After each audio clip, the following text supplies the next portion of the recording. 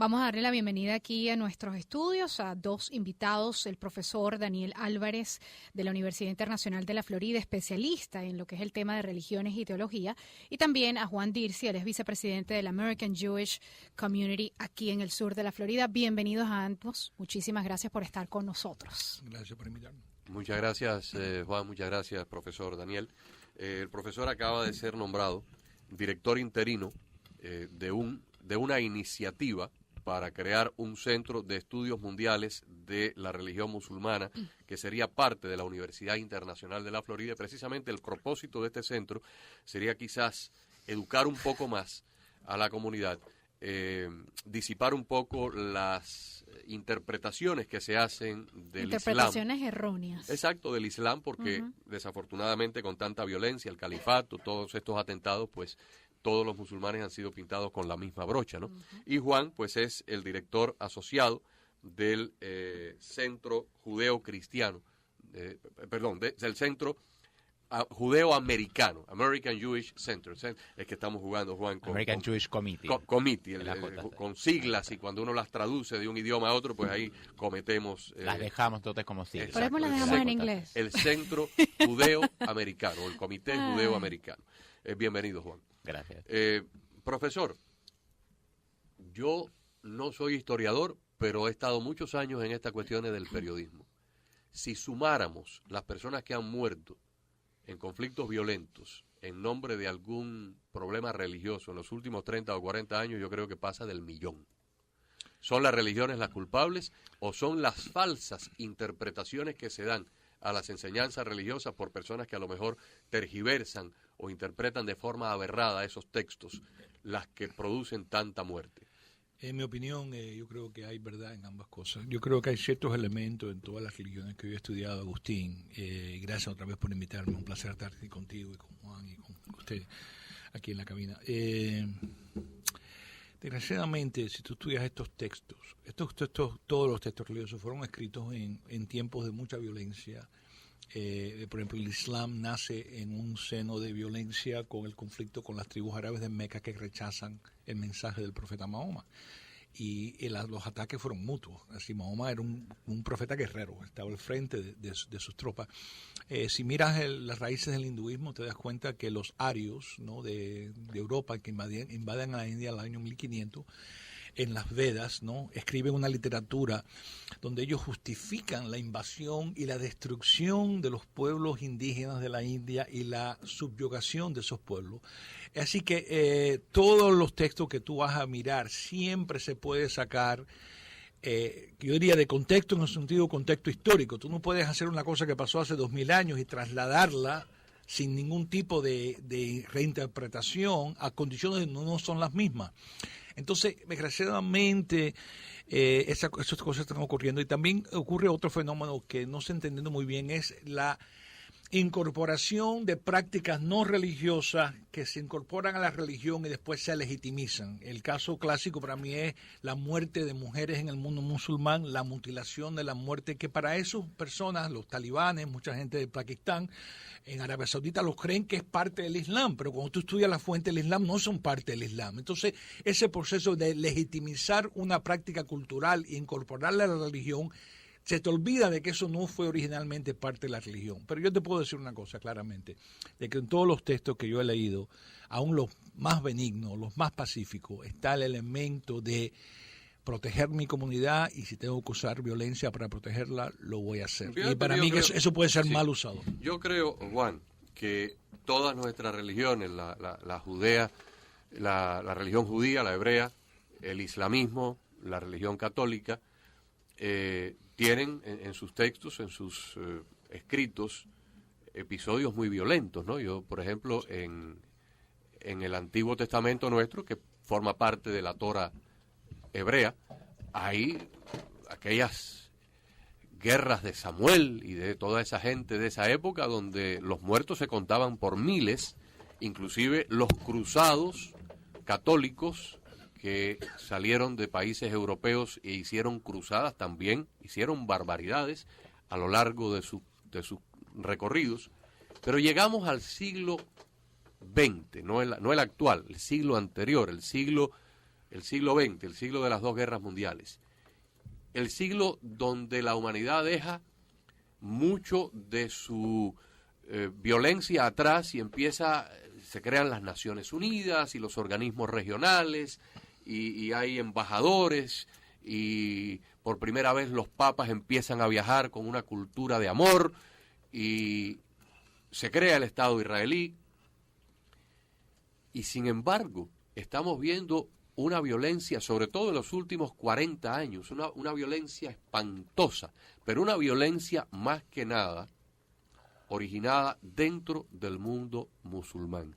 En el caso particular de Israel, en el 67, en el 73 y luego las escaramuzas que ha habido en el Líbano y en Gaza y en Cisjordania, ha sido Israel el atacado. Israel no ha ido a atacar a otro país, ha sido el que ha tenido que defenderse casi al borde del exterminio. En el 73 prácticamente lo llevaron a perder casi el 90% del territorio en 4 o 5 días. Lo que estamos viendo ahora en países del Medio Oriente, yo creo que habría que, y aquí el profesor que acaba de ser nombrado director interino para este centro tan importante, habría que preguntarse si realmente, porque los católicos ya no conquistan al filo de la espada, más bien propagan una doctrina de amor, inclusive en aquellas facciones de nuestras propias religiones que son las más ortodoxas, las más fundamentalistas, ¿no? Ciertos evangélicos americanos, ciertos ortodoxos, ultraortodoxos hebreos, testigos de Jehová o carismáticos católicos que ven quizás la religión como una cosa muy ortodoxa y muy pura, pero no, nadie se le ocurre cortarle la cabeza al vecino porque no piense o no crea lo que uno cree. Sin embargo, este fenómeno de la violencia exacerbada a un nivel casi bestial está ocurriendo dentro del islamismo. Yo quisiera escuchar tu opinión y luego pues que el profesor nos dé la suya. Bien, pero primero, Agustín, permíteme incorporar a la lista que tú hacías y que enumerabas los países donde hubo atentados en nombre de la religión durante los últimos Argentina. años. Quiero incorporar Argentina, quiero incorporar Estados Unidos, no nos olvidemos, septiembre 11 del 2001, España, quiero incorporar España, quiero incorporar Inglaterra, quiero incorporar Francia, con lo cual estamos viendo que la utilización del fanatismo religioso no se limita únicamente al Medio Oriente, sino que lamentablemente hoy es parte del escenario normal de lo que estamos viendo en Occidente, y por eso el peligro inminente que representa para Occidente todo este resurgimiento del fundamentalismo, principalmente, como tú decías, islámico. Ahora, yo creo que hay que marcar una diferencia muy clara. Primero, que estamos en el siglo XXI y que las dinámicas del siglo XXI son distintas de las dinámicas del siglo XX. Las posibilidades de relacionar algo muy sencillo como lo que es el social media, yo sé que Karinés está al tanto constantemente porque la escucho y sé lo que ella habla de esto y lo importante, y creo que es una realidad. Hoy en día cualquiera tiene acceso a postear información y que esa información sea... Viaja a la velocidad que viaje y que llegue a millones de personas en cualquier parte del mundo, algo que en el siglo XX no existía, con lo cual hoy tenemos un método de lucha, si quieres llamarlo, que no existía hace 20 o 30 años atrás. Y la aprovechación, el aprovechamiento de ese método por factores absolutamente radicales y extremistas que lo utilizan como un arma de batalla. Y quiero ponerte el ejemplo muy concreto de lo que acaba de pasar en la Franja de Gaza, cómo el grupo fundamentalista Hamás utiliza el social media para crear toda una campaña de medios, sabiendo que en el terreno militar no tiene ninguna posibilidad de ganar frente a Israel, pero sí utiliza los medios sociales para generar una deslegitimización y un ataque a Israel en forma constante. Y eso es algo que hoy vemos que no existía años atrás. Ahora, la diferencia fundamental que quiero marcar yo en este momento, y sin lugar a dudas la religión cumple un papel fundamental en lo que está pasando en el mundo en este momento, pero es la mala utilización. Yo soy una persona religiosa, me considero una persona religiosa, creo que las religiones tienen una función en la vida de la persona. Ahora, el haber secuestrado a la religión por ciertos grupos, sobre todo en el mundo musulmán, y haber utilizado a la religión como el baluarte para obtener objetivos políticos, es lo que estamos viendo hoy y es la preocupación que estamos viendo. Y estos grupos dentro del Islam lo que están haciendo es utilizar a la muerte como un factor y un elemento de pasaje para conseguir objetivos, mientras hoy en el judaísmo y el cristianismo son religiones, consideramos religiones de amor y religiones que no promueven la guerra. Pero cuando dentro del mundo musulmán tú tienes estos fanáticos que prometen la vida eterna a quien se inmole en nombre de la religión islámica. Sin lugar a dudas estás trazando una línea roja que divide a ese sector de todos los sectores moderados dentro del Islam, de los sectores cristianos, de los sectores judíos, de otros sectores religiosos, que apuestan, fíjate en el mandamiento, no matarás, es uno de los 10 mandamientos y es la base fundamental de la civilización judeocristiana, algo que lamentablemente el Islam no condena y que legitima la vida la vida del otro no musulmán. Es legítimo tomarla en pos de la guerra santa. Y repito, un sector dentro del mundo musulmán. El problema que tenemos es que estamos hablando de un mundo musulmán donde hay 1.200 millones de musulmanes. 1.200 millones en todo el mundo. Con lo cual, si hablamos de un 10%, son 120 millones. Sí, si hablamos de un 1%, pero fíjate, es Juan, 1.200.000. el problema que yo tengo con esto es el siguiente. Si mañana aquí en los Estados Unidos 2 o 3 católicos le dan una paliza a un musulmán y además lo proclaman así, desde el nuncio apostólico hasta la monja del pueblo van a salir a condenarlo. Todos los arzobispos, todos los sacerdotes van a salir a condenarlo. Si 3 judíos le dan una paliza a un católico en Nueva York y además alardean de esto en las redes sociales, todos los rabinos de los Estados Unidos van a salir a condenar ese hecho. Sin embargo, estamos viendo, por ejemplo, toco casos específicos como la llegada de aquel avión que llegó a un puerto del Mar Negro, un avión de turistas con estudiantes judíos que iban a vacacionar, le pusieron una bomba, murieron más de 100. No hubo un solo líder religioso importante, ni de Marruecos, ni de Egipto, ni de Arabia Saudita, ni de Jordania, que no son los países más, pudiéramos decir, fanáticos, son países más quizás occidentalizados en el sentido de las relaciones que tienen con Estados Unidos y con Europa, que criticara eso. Profesor, ¿cómo es posible que en un mundo de 1.200 millones de fieles, donde hay imanes, líderes por aquí, por allá, hay mezquitas en todos los lugares, prácticamente haya hecho un mutis de silencio cuando se cometen estos salvajes atentados como el de Argentina, el de Buenos Aires? No, estoy de acuerdo contigo. Me parece a mí que una de las cosas, eso lo hablo con mis hermanos musulmanes, de que dentro del mundo ellos tienen un poco, son renuentes a criticar a otro musulmán. Yo he notado eso, es como cerrar rangos, ¿no? Así me parece a mí que tiene que surgir dentro de ellos una crítica que sería saludable, como tú dijiste. Nosotros los cristianos, cuando vemos una agresión contra un judío, contra un musulmán, nosotros saltamos en contra de un cristiano que lo haga. ¿Te acuerdas? Ese loco evangélico claro, que quería quemar un Corán, todos nosotros nos unimos y dijimos, y no lo hizo, precisamente correcto, por la presión que recibió de la Me parece a mí que eso tiene que surgir. Yo creo que sí hay un Islam moderado, que sí hay un Islam que está muy en callado, contra, pero muy callado. Sí. No hay una voz que uno o un grupo que uno pueda decir, estamos defendiendo el verdadero Islam, porque estos otros secuestraron el principio ahora, del Islam. la buena noticia, pero no está en pero la buena noticia que la curiosidad que estamos haciendo este programa, que hace menos de 2 o 3 días, el gran mufti de Arabia Saudita, estamos hablando del líder religioso más importante de Arabia Saudita, condena a ISIS y Al Qaeda y dice que son los enemigos más peligrosos, más grandes que tiene el Islam. Eso es una cosa que no se ha oído nunca. El rey Abdullah prohíbe que cualquier clérigo musulmán en una mezquita que dé un sermón el viernes, que es cuando ellos se reúnen los viernes a la 1 de la tarde, y que diga algo favorable a favor del radicalismo islamista, lo va a quitar de ser imam y ser predicador en esa mezquita. En otras palabras, ellos mismos se están dando cuenta que el cáncer de ISIS, el extremismo radical musulmán, le está dando, quizá por los medios de comunicación, una reputación tan grave, tan mala al Islam, que ellos se han dado cuenta que ellos tienen que asumir la responsabilidad de tratar de rescatarlo de ese tipo de barbarie, ese tipo de interpretación. Yo me alegro que haya una rectificación, porque fue precisamente las grandes familias pudientes de Arabia Saudita las que financiaron a Osama Bin Laden y a Ayman al-Zawahiri hace 20 años atrás. Y Qatar hoy está financiando a Hamas. Estamos de acuerdo contigo. El petróleo y la riqueza están financiando el terrorismo. Por muchos años, ellos, y lo admito aquí, ellos han hablado de 2 lados de la boca. De un lado son nuestros aliados, pero del otro lado las familias reales, estamos hablando de una red de familias enorme, muy ricas. Están dando dinero. Qatar está jugando un papel muy peligroso. obviamente tiene su intermediación para soltar a este último periodista que sale. Antes de ayer. Esa mediación te dice a ti que ellos tienen tremenda influencia con estos grupos, con Hamas, que tienen tremenda influencia con la Al-Nusra, que es una sucursal de Al-Qaeda en Siria. Ahora, una nota histórica que es muy importante aquí. Nosotros en el occidente, los cristianos y los protestantes, nos matamos por 100 años, de 1531 a 1648. Pero nosotros tenemos una cosa en el occidente, en Europa, que nunca tuvieron los musulmanes. Tenemos un movimiento secular que nos ayuda a contrarrestar la fuerza del fanatismo religioso. Allá no existe esta barrera contra el fanatismo religioso y tiene que ocurrir.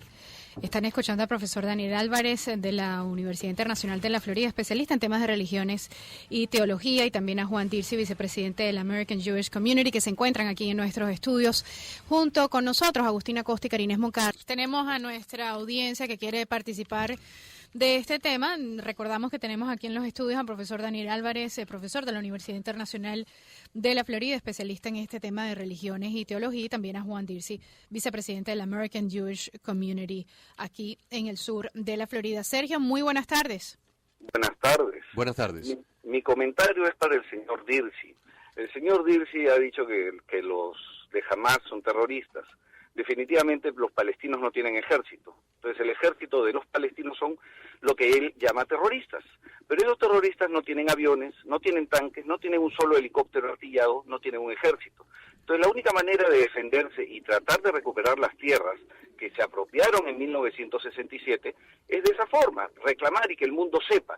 Ahora con los medios de prensa actuales, con los medios que existen, se pueden ver. Yo he visto declaraciones de soldados judíos que no están de acuerdo.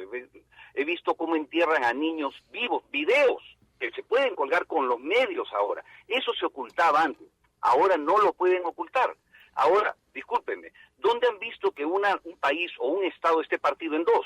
O sea, que tú tengas que ir de la Franja de Gaza a Cisjordania y cruzar un territorio, digamos, extranjero, ¿no? Vamos a escuchar la respuesta. Gracias, Sergio, por la pregunta. Creo que es una excelente pregunta, pero que también demuestra un poco de falta de conocimiento del tema. ¿Y cómo empezamos? Primero, cuando se declara el Estado de Israel en 1948, luego de una propuesta de Naciones Unidas de dividir el territorio en dos, la idea era crear dos estados, un Estado palestino y un Estado judío, un Estado árabe y un Estado judío.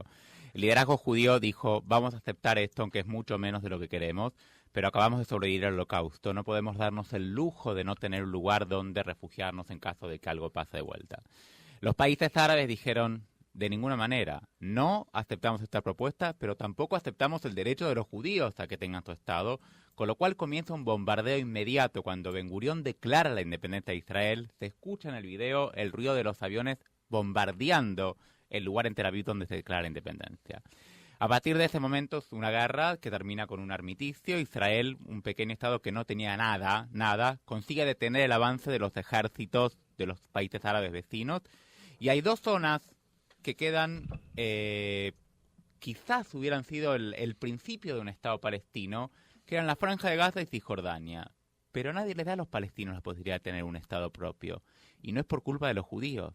Egipto invade la Franja de Gaza y Jordania invade la Cisjordania, con lo cual los mismos árabes le niegan al propio pueblo palestino la posibilidad de realizar su primera oportunidad de un destino histórico de tener un Estado. Hay un hecho que también hay que agregar aquí. Cuando se terminó la Segunda Guerra Mundial, lo que hoy en día conocemos como Jordania fue una especie de creación artificial fronteriza, y el reino hachemita del padre Hussein, el padre, no Saddam Hussein, el rey Hussein, que es el padre del rey actual de Jordania, tuvo un conflicto con el movimiento Al-Fatah de Yasser Arafat, y primero hubo una masacre tremenda del ejército y de la policía jordanas de palestinos, y eso se llamó Septiembre Negro, y justamente hubo un grupo terrorista palestino encabezado por un tal Abu Nidal, que tenía el nombre de Septiembre Negro. Secuestraron aviones, mataron personas con bombas y demás, pero ese grupo llevaba el nombre precisamente por la masacre de los jordanos, que expulsaron a los palestinos del territorio de Jordania y los enviaron a muchos campos de refugiados de esta zona de Cisjordania. Y luego vino, por supuesto, la guerra de 1967 y luego la del Yom Kippur de 1973. Pero ha habido mucho odio de parte de países musulmanes hacia los palestinos. Y fíjate qué interesante, en este momento, cuando existe un intercambio de población de más o menos 700.000 judíos que vivían en países árabes, en Siria, en Egipto, en Líbano, en Irán, en Irak, que cuando se declara el Estado de Israel, se mudan al Estado de Israel porque quieren vivir bajo la soberanía judía. Al mismo tiempo se produce un exilio de 700.000 palestinos aproximadamente que no quieren vivir en este nuevo Estado judío que se instala, y los países árabes le dicen váyanse, salgan, y se produce este éxodo de gente que se asientan principalmente en Cisjordania y en Gaza. Pero fíjate qué interesante, mientras los 700.000 judíos que llegan a Israel son absorbidos en una población, en un Estado que era incipiente, que no tenía nada, y hoy prácticamente tú no puedes diferenciar quién es hijo de refugiados, o porque ya no existe ese estatus, los países árabes condenaron a los palestinos a la miseria y al estatus de refugiado permanente. Las Naciones Unidas tienen una agencia de refugiados y aparte una única agencia en todo el mundo que se encarga de un grupo en particular, que son los refugiados palestinos. Esta agencia, que recibió millones de dólares, pero millones de dólares durante años, jamás resolvió el problema palestino, y los palestinos se siguen titulando refugiados porque ni los Estados Árabes ni las Naciones Unidas le dieron respuesta al estatus de refugiados. Pero permíteme avanzar Los palestinos no tienen un Estado y no tienen un ejército porque se negaron en todas las ocasiones que hubo a aceptar la propuesta de paz que se ofreció desde Israel con la mediación de Estados Unidos. En todos los casos, la negativa a resolverla fue del liderazgo palestino, y Hamás no tiene un ejército porque es una organización terrorista. En la Carta Constitucional de Hamás dice que el único medio para liberar la tierra, cuando dicen la tierra es todo, es la utilización de la guerra y la lucha armada. Quisiera... Sí, cómo no.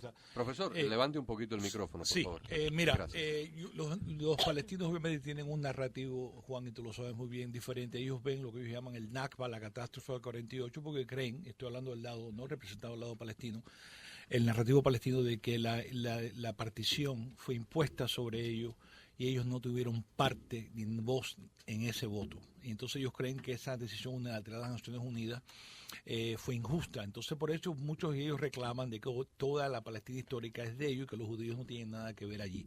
Del otro lado, los judíos que fueron desde el movimiento sionista de Theodor Herzl en el 1981, fueron a la tierra de Palestina porque ellos pensaron de que en el occidente, con el surgimiento de un antisemitismo brutal en contra de ellos, porque acuérdense, los judíos y los árabes, en mis clases, los musulmanes lo están entendiendo, que la persecución de los judíos en Europa, cuando tratan de asimilarse, fuerza a judíos como Theodor Herzl y otros a decir, espérate, si nos quedamos en Europa, nos van a matar. Por eso Theodor Herzl escribe ese libro famoso de Judenstaat, el Estado judío, en 1881, y dice, si no tenemos una tierra para nosotros, nos van a matar esta gente. Y eso fue profético porque sabemos lo que pasó con el Holocausto. Así que en ese sentido, ese es el movimiento. Entonces eso lleva a la población de la Palestina histórica por los judíos, y últimamente con la declaración de Balfour en 1917, la creación de un regreso de los judíos a su hogar ancestral, que es la frase que Balfour usa en el 17. Ahora, obviamente, hay dos narrativos aquí. En cuanto a los refugiados, el tema de los refugiados es un tema todavía candente para los palestinos. Ellos dicen que quizás algunos salieron, es verdad, a todos que están de acuerdo que los árabes los abandonaron, como tú dijiste correctamente. Y en caso de Jordania los expulsaron. No, los expulsaron y se apoderaron de la ribera. En otras palabras, los palestinos sienten que los jordanos los traicionaron igual que los egipcios. Así que los palestinos no tienen una visión positiva de ellos. Ahora, lamentablemente, el conflicto palestino fue utilizado por los dictadores en el mundo árabe para conseguir un objetivo que era atacar a Israel. Y lamentablemente los palestinos se prestaron con Yasser Arafat a la cabeza a ser manipulados de esa parte. Como hoy Hamás también manipula el conflicto, el objetivo de Hamás no es la instalación de un Estado palestino. El objetivo de Hamás es la instauración de un sistema donde la Sharia, que es la ley islámica, sea la legitimidad. Y el concepto es un concepto premoderno. El concepto de Estado es un Estado moderno que no existe. Muy diferente al de Mahmoud Abbas, al-Fatah. Exactamente, totalmente distinto. Yo he sido, y Juan lo sabe porque él y yo hemos debatido este tema y lo hemos discutido por años, ¿no? Ya estamos hablando de meses, estamos hablando de años. Tenemos un oyente porque nos quedan 4 minutos y queremos darle la oportunidad porque estaba esperando. Ricardo, buenas tardes, gracias por participar.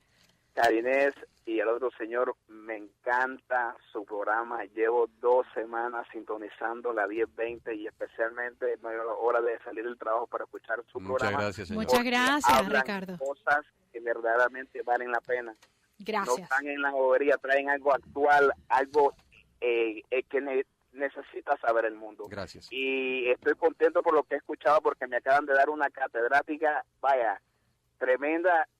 Aprendí hoy con el profesor. Pero déjame decirle algo. Yo escuché por CNN que Estados Unidos trataba de hacer un encaje de darle al reportero a cambio de una terrorista. Le dieron a la terrorista y esta gente Easy mató al reportero. También yo escuché que hace 2 semanas, 3 semanas atrás, Estados Unidos le dio 41 millones a Hamas. ¿Por qué eso? Quiero escuchar su respuesta. Bueno, para no entrar ahora en el tema del califato, porque ese sería tema para 5 horas de programa ininterrumpido y no vamos a desviarnos de lo que estamos hablando, que es el caso de las religiones. Sí, efectivamente, Estados Unidos le ha dado tanto dinero a Al-Fatah, que es el movimiento de la Autoridad Palestina que dirige Mahmoud Abbas en Cisjordania, como a ayuda humanitaria a la Franja de Gaza, que ha quedado afectada en su infraestructura.